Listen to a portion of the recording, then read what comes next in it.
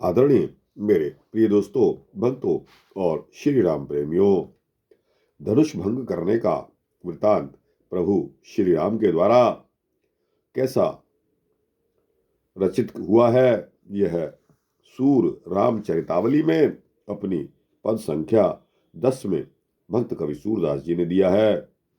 दोस्तों, इतना मनोहारी और मार्मिक वृतांत 5-6 लाइन में भक्त कवि सूरदास जी ने व्यक्त किया है।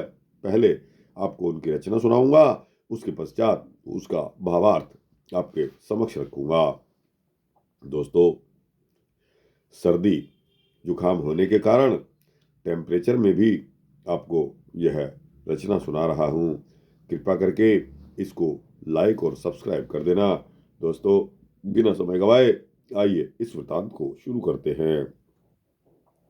चितै रघुनाथ बदन की ओर, रघुपति सो अब नेम हमारो, विधि सो करत निहोर। यह अति दुसह पिनाक पिता प्रण, राघव बयस किशोर। इन पे दीर्घ धनुष बढ़े क्यों, इन पे दीर्घ धनुष चढ़े क्यों, सखी यह संशय मोर। सिय अंदेश जान सूरज प्रभु, लियो करज की कौर। टूटत धन नृप लुके कहाँ तहें, ज्यों तारागन भोर।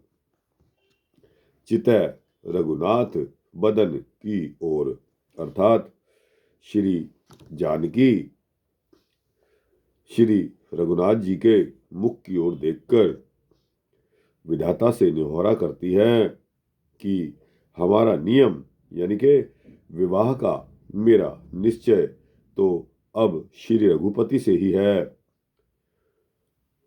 हे भाग्य विधाता, अब आप उसे पूरा करिए। यह पिनाक यानी कि श्री शंकर जी का धनुष और इसे तोड़ने का यानी कि पिता का प्रण, ये दोनों दुस्सह हैं।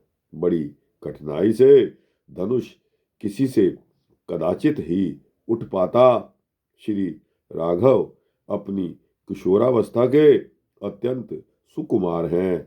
फिर सखी से कहती हैं, कौन कहती है? जानकी जी कहती हैं कि हे सखी, यह मुझे बहुत संदेह है कि इनसे यह विशाल धनुष कैसे चढ़ाया जाएगा।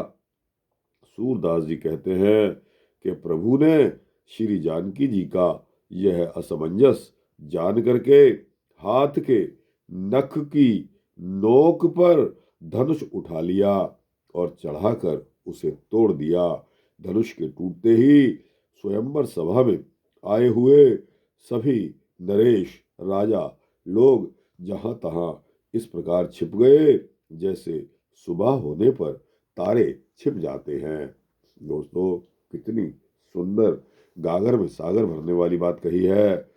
चितै रघुनाथ बदन की ओर, रघुपति सो अब नेम हमारो, विधि सो करत निहोर। यह अति दुसह पिनाक पिता प्रण, राघव बयस किशोर।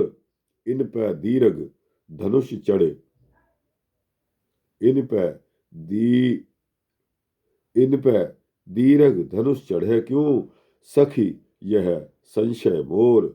सिय अंदेश जान सूरज प्रभु, लियो करज की कोर। टूटत धन नृप लुके जहां तहां, ज्यों तारा गण भोर। तारागण इस प्रकार छुप जाते हैं।